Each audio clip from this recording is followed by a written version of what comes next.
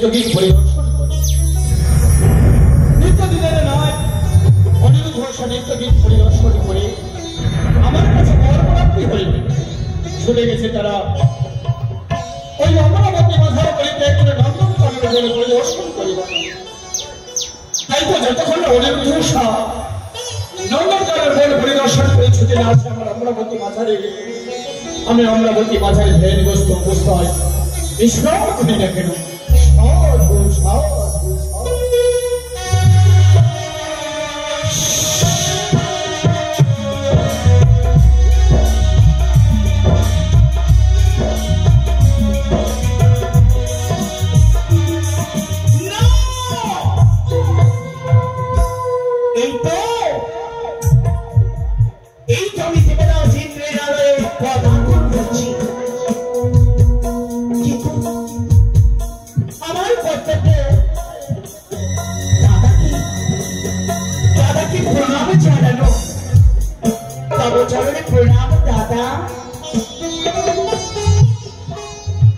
আয়ুষ্মতী ভব বললেন, দাদা দুনিয়ার অসুবিধা বহিত করে মলিন বদলে কাটতে কাটতে কেন ছুটে এলো অমরাবতী মাঝা দেব? দাদা বললে, আমি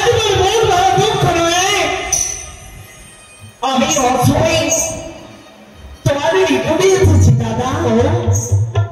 মন ভরা দুঃখ কষ্ট বেদনা নয় শিশুর ভাব পরিত্যাগ করে মলিন বদলে কাটতে কাটতে ছুটে এলো অমরাবতী মাঝা। আমি বলতে পারিস এমন কি কষ্ট দুঃখ কষ্ট যন্ত্রণা নয় ছুটে এসেছি অমরাবতী মাঝা? বলতে পারিস দাদা বললে,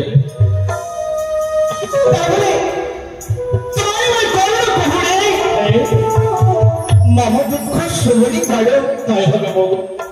অমরাবতী মাঝায় আমি অভয় দিলাম, নির্ভয় করে তোমার দুঃখের কথা প্রকাশে ঘোষণা। আমি বলি শোনো দাদা, আমি কি কহিব তোমার বিবাহ করি ছাড়ি গেল মুনি, আমি যে একেশ্বরী মনুস্মৃতি বাদে হারি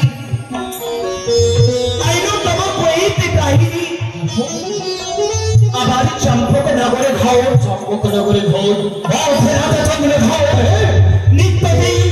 নিত্যদিন ঘরে দাদা তখন জমি শুনতে যায় আমি কোটিশ্বর তাহার পুত্র পাই ওই হর গৌরীর বার তার সরে বিবাদ মোর গুরুতা সেইখানে নিয়ে আছে তোমার গচ্ছা।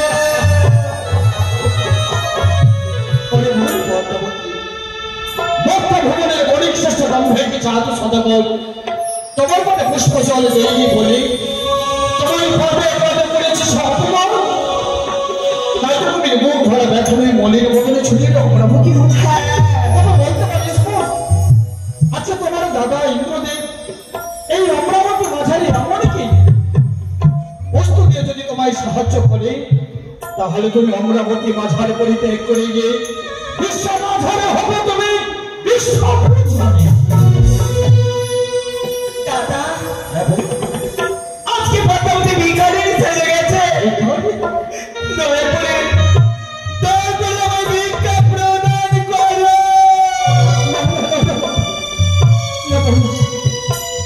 যদি মনের মনে অশ্রুধারা বহিত করে যদি অমরাবতী মাঝারি ঘাটিয়েছে বলো মনের দেবতা সমাজে ভরসা হবে, মনের দেবতা সমাজে আমি তবে বললে ভক্তদের ভুলে গেছে যে মনে শাস্ত্রের বাণী দেবতা অংশ জন্ম হইবে যার যার ভুলে পূজা হইবে।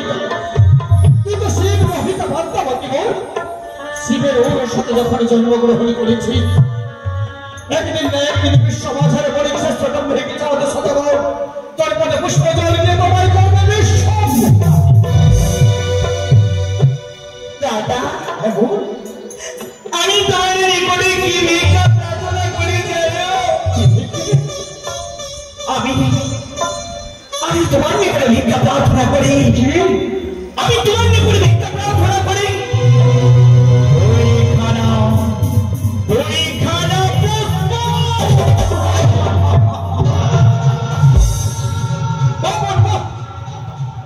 অমরাবতী মাঝারে ছুটাইলে দুইখানি পুষ্পের কারণে তাকে ভগবান পাঠিয়ে দেয়। আমার অমরাবতী মাঝারে চারিদিকে শুধু পুষ্পের সুগন্ধ, মাত্র সময় দুইখানি পুষ্প, দুইখানি পুষ্পের বিনিময়ে যদি বিশ্ব মাঝারে বিশ্ব পূজিত হতে পারি, অনেক শ্রেষ্ঠ নাম থেকে চাঁদ সাদা করে যদি তোমায় দেবে বলে আমি নিশ্চয়ই দেব বলে আমার অমরাবতী গাঁদা গাছের দিকে তাকিয়ে দেখ সুন্দর করে কত সুন্দর ভাবে গাঁদা পুষ্প ফলিত হয়েছে। সেই সুন্দর গাঁদাকে সুন্দর করে চয়ন করে আমি তুলে দেবো বলে তোমার হস্তে।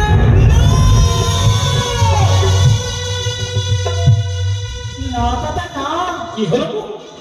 এই পুষ্পের আমার যে প্রয়োজন নেই। এই গাঁদা পুষ্প যদি আমি তোমার হস্তে তুলে দেই তাহলে তুমি বিশ্ব মাঝারে বিশ্ব পূজিত হতে পারবে না। না বললে কি কথা চিন্তা নেই, তাকে দেখবো ওই জবা পুষ্প অমরাবতী মাঝারে কত সুন্দর ভাবে জবা পুষ্প ফলিত হয়েছে। সেই সুন্দর জবাকে আমি সুন্দর করে চয়ন করে তুলে দেবো। শুধু সময় আমি সুন্দর করে তুলে দিতে চাই আমি তোমার হস্তে।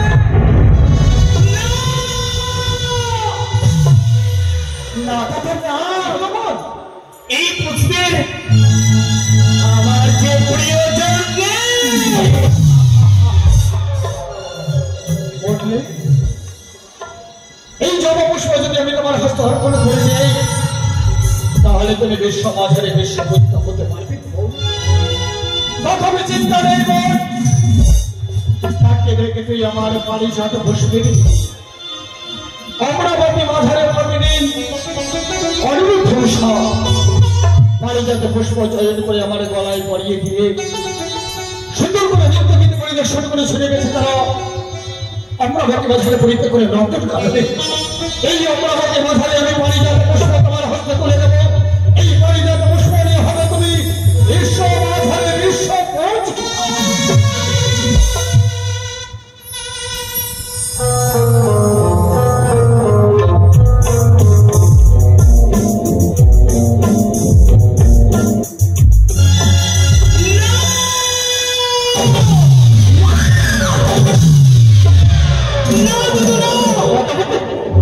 এই পুষ্পের যে আমার প্রয়োজন নেই নেই নেই। আমার কাছে চেয়েছিল দুইখানি পুষ্প, পুষ্পের মধ্যে শ্রেষ্ঠ পুষ্প অমরাবতী মাঝারে পারিজাত পুষ্প। এই পারিজাত পুষ্প যদি আমি তোমার হস্তে তুলে দেই তাহলে তুমি বিশ্ব মাঝারে বিশ্ব পূজিত হতে পারবে না। আমি বলতে পারিস বললে এই অমরাবতী মাঝারে এমন কি শ্রেষ্ঠ পুষ্প যদি আমি তোমার হস্তে তুলে দিই তাহলে তুমি বিশ্ব মাঝারে হবে বিশ্ব পূজিতা। চম্পক নগরের বড় শ্রেষ্ঠ নাম ভেঙে চাঁদ সাধারণ তোরে পদে দেবে পুষ্প। দাদা আমি তোমাদের ঘুরে কি ভিক্ষা প্রার্থনা করে জানো? কি রে? কিন্তু তারপরে তোমাকে যে আমার সঙ্গে সত্যি আবদ্ধ হতে হবে। দেবতা সমাজ আমার সত্য বেশ। আমাদের দেবতা সমাজকে রক্ষা করার জন্য তুমি শিব দহিতা পদ্মাবতী বলে দেবদেব মহাদেব স্বর্গ মধ্যমতালে তিনি ভুবনী সংসার করলাম। তুমি শিবের অংশ জন্ম নিয়েছ বলে অমরাবতী মাঝারে আমি তোমার সম্মান রক্ষা করার জন্য হস্তের উপর হস্ত দিয়ে সমাজে আবদ্ধ হবেন। আচ্ছা আজ নিশিতে তুমি আমার কাছে চাইবে আমি হাসিত বদলে আমি পরিত্রাণ করব। দাদা আমি তোমাকে সত্য কেন বলাচ্ছি জানো? কেন রে? তোমার ওই মুখশ্রীত বাণী, তোমার ওই মুখশ্রীত বাণী আমার যে বিশ্বাস হয় না। আমার মুখশ্রীত বাণী তোমার বিশ্বাস হয় না? আমার কি পরীক্ষা করে তুমি বলো আমার মুখশ্রীত বাণী তোমার বিশ্বাস হবে? তোমাকে যে আমার হাতে হাত থেকে সত্যে আবদ্ধ হতে হবে। কথা নিলাম দাদা বলো পদ্মাবতী, পদ্মাবতী, আমি তোমার সঙ্গে আমি তোমার সঙ্গে ত্রিক্ষেত্রে আবদ্ধ হলাম। যে দেব নির্ভয় চেনে সেই বস্তু হাসিতে বদলে আমি তোমার ব্যবহার করব। দাদা, আমি তোমার নিকটে গিয়ে ভিক্ষা প্রার্থনা করি, জানো কি কি তোমার নিকটে ভিক্ষা প্রার্থনা করি। তোমার নিকটে রয়েছে তোমার প্রধানমন্ত্র গ্রন্থ কি ওই অনিরুদ্ধ বলছো তাকে দিতে হবে ভিক্ষা স্বর্ণ। ওরে নরকের পাপিষ্ঠ কীট কথা খাও। এত বড় তোমার শব্দ যেই অনিরুদ্ধ সাহেব দিন নৃত্য না করলে অমরাবতী হয় আমার অন্ধকার। যেই অনিরুদ্ধ সাহেব দিন নৃত্য না করলে অমরাবতীতে আমি নিত্য দর্শন করতে পারি না। সেই অনিরুদ্ধ স্বামী তোমায় দেব না, দেব না, দেব না। দাদা, তুমি ওই অনিরুদ্ধ মশাইকে দেবে না? অসম্ভব। যেই পথে এসেছে সেই পথে চলে যাও। দাদা গো, তুমি কি পদ্মাবতীর শূন্য হস্তে ফিরে যাবে শেষ মাসে করে? চলে যাচ্ছি, আমি চলে যাচ্ছি দাদা, আমি চলে যাচ্ছি। তবে তুমি একটি কথা মনে রেখো, একটি কথা মনে রেখো, আমি প্রতিটি দেবতার ঘরে ঘরে বলে দেব, দেবরাজ ইন্দ্র কথা দিতে জানে, কথা পালন করতে জানে না। দেবরাজ ইন্দ্র হচ্ছে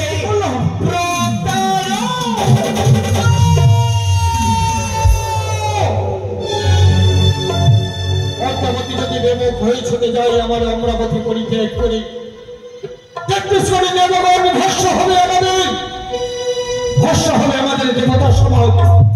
একদিকে স্বয়ং পদ্মাবতী, একদিকে অনিরুদ্ধ সব, একদিকে আমার অমরাবতী। আমি কি করি? কি করলে আমাদের দেবতা সমাজকে আমি রক্ষা করতে পারি? আমি পদ্মাবতী ফেলে দেবো, অনিরুদ্ধ সব আমি তার হস্তে তুলে দেবো, নইলে আমার নরকে ব্যবহার হবে। কোথায় বল পদ্মাবতী? ফিরে আইব।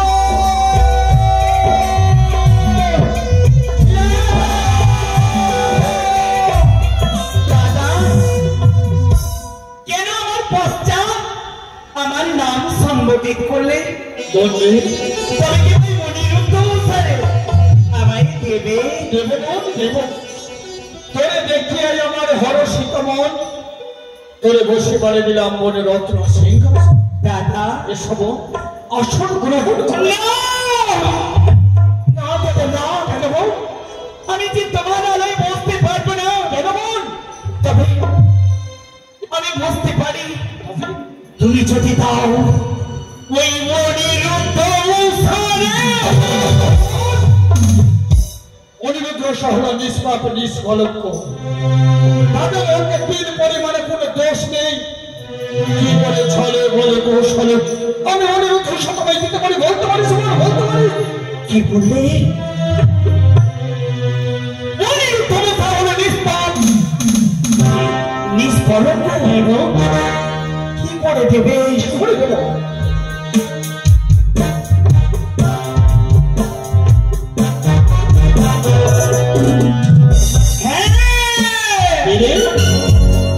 মনে পড়েছে, তুমি এই মুহূর্তে নৃত্যের আয়োজন করো। অনিরুদ্ধ মশাই নৃত্য করবে, আর আমি কালের রূপ ধারণ করে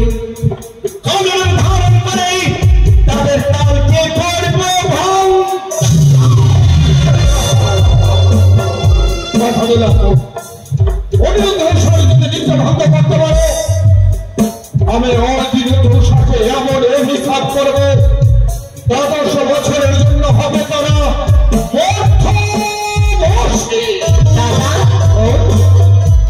আমি ৩৩ কোটি দেবদেবীকে অভিবাদন জানিয়ে এবং সদরি আসন গ্রহণ করছি।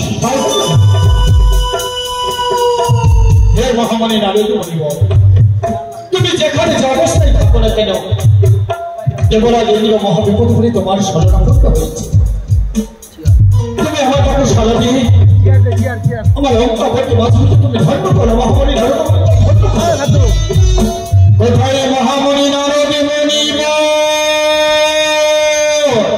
নারায়ণ নারায়ণ নারায়ণ। তাই তো অদ্ভুত শুনতে পাই না যে মাঝে কণ্ঠস্বর হরি বল নারায়ণ নারায়ণ। তাই তো আমি বিলম্ব করবো না, এই মিষ্টি মধ্যে কৃষ্ণ নাম গাইতে গাইতে আমি ছুটে যাবো সেই অমরাবতীতে। হরি বল নারায়ণ নারায়ণ নারায়ণ। হরিমালা কাম ছাড়ে না কেমনে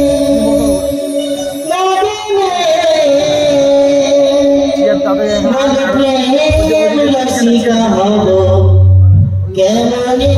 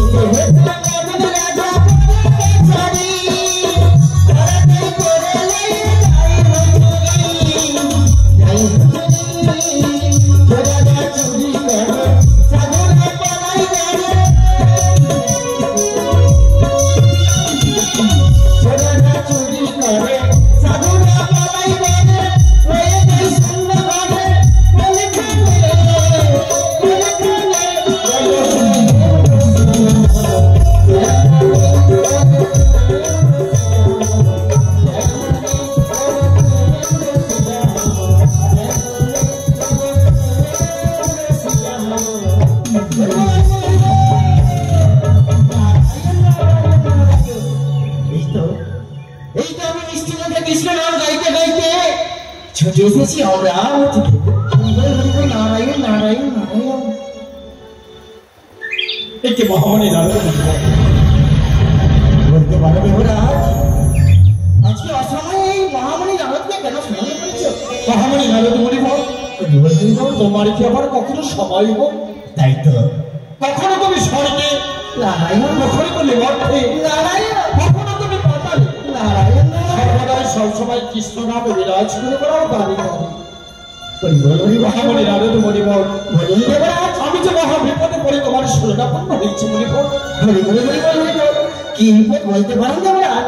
স্বয়ং পদ্মাবতী শিশু ধাম করিতে ঘুরে হ্যাঁ, আমাদের অমরাবতী বাজারে পদার্পণ করেছি। নারায়ণ দর্শনায় নারায়ণ দাদা পদচরণে প্রণাম। আয়ুষ মতো বাবু, আমাকে চিনতে পারছো? হ্যাঁ, নিজের মনকে আমি চিনতে পারবো না। দাদা গো, বলো বোন পদ্মা, আমি কেন এসেছি জানো? না বললে কি করে জানবো গো? আমি এসেছি নিত্য পরিদর্শন করতে বলে। বেশ বোন, তুমি বিশ্রাম করো, এই মুহূর্তে নিজের জন্য বলে হে মহামণি নারদ মণি বল। বলুন দেবরাজ। আমি বলে শোনো হে মহামণি নারদ মণি বল, এই মুহূর্তে চলে যাও তুমি। একটা একটা প্র্যাকটিস করে দেবে দেবতা করে বলছো। নারায়ণ নারায়ণ নারায়ণ। বেশ দেবরাজ, একটা একটা প্র্যাকটিস করে দেবে দেবগণী সামন্তন্য করে হ্যাঁ, নিয়ে আসবে আমার অমরাবতী মাঝে। নারায়ণ নারায়ণ তাদেরকে গিয়ে বলবে স্বয়ং পদ্মাবতী অমরাবতী মাঝারে পদার্পণ করেছে বলে হ্যাঁ, প্র্যাকটিস করে দেবগণের মাঝে করে দেবসভার আয়োজন করা হয়েছে। হরি বল হরি বল হরি বল। নির্দেশ করে দেবগণ সুন্দর করে নৃত্যগীত পরিদর্শন করবে। বেশ দেবরাজ, আমি আর বিলম্ব করবো না। এই মুহূর্তে আপনার আদেশ নিয়ে আমি চলে যাবো এদিকে 33 দেবী দেবীর কাছে। তাদেরকে গিয়ে বলবো, হে 33 কোটি দেবী দেবী গণ, আজকে দেবরাজ আমার অমরাবতীতে করেছে আমার নৃত্যগীতের আয়োজন। বলুন দেবরাজ। তারপরে ছুটে যাবে তুমি অনিরুদ্ধ সার করবি। অনিরুদ্ধ সার করবি? এই ক্ষণিকের মধ্যে অনিরুদ্ধ নৃত্যগীত পরিদর্শন করে তারা তো ছুটে গেছিল নন্দনকানন বন পরিদর্শন করে বাড়ি। নারায়ণ। নন্দনকানন বন পরিদর্শন করে হয়তো তারা বিশ্রামের হতো। হ্যাঁ, তাদেরকে বলবে দেবরাজ ইন্দ্র আমার পুনরায় তোমাদের আনন্দ দিচ্ছে। হরি বল। তোমরা এই মুহূর্তে স্বয়ং সজ্জা পরিত্যাগ করে ছুটে চলো অমরাবতী কাছে। বেশ। যদি তারা স্বেচ্ছায় না আসে তাহলে বলবে দেবরাজ ইন্দ্র হ্যাঁ, দুষ্ট হয়ে তোমাদের করবে চরম অভিশাপ। সেই অভিশাপে হবে তোমরা বশীভূত। বেশ দেবরাজ। বলবে চলো আমরা ক্ষণকাল বিশ্রাম করি। নারায়ণ নারায়ণ নারায়ণ। তাই তো আমি একাকে 33 করে দেবদেবীকে আমন্ত্রণ করে এবার আমি ছুটে যাব সেই অনিরুদ্ধ সার কুটিরে। হরি বল হরি বল হরি বল। তাই তো ঢেকির আসন, ঢেকির বাহ, ঢেকির সিংহাসন, এই ঢেকিতে চড়িয়া নারদ ঋষি করিল বাবা। চলতো সেই অনিরুদ্ধ সার কুটিরে। তারপর মিষ্টি মুখে কৃষ্ণ নাম গাইতে গাইতে আমি চলে যাবো অনিরুদ্ধ সার কুটিরে। নামে যে ডুবেছে সেই যে গেছে, বলিলাম না রে বোঝাবো দাদা, হরি নামে কি আনন্দ ডুবলে জানা যায়, কৃষ্ণ নামে কি আনন্দ ডুবলে জানা